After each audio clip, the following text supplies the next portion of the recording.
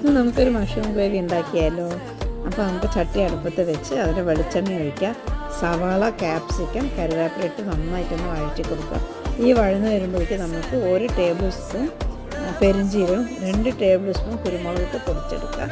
ഈ വഴന്ന് വരുന്ന ഇതിലോട്ട് നമുക്ക് ഇഞ്ചിയും വെളുത്തുള്ളിയും ചതച്ചത് ഇട്ട് കൊടുത്ത് നന്നായിട്ടൊന്ന് വഴറ്റി കൊടുക്കുക.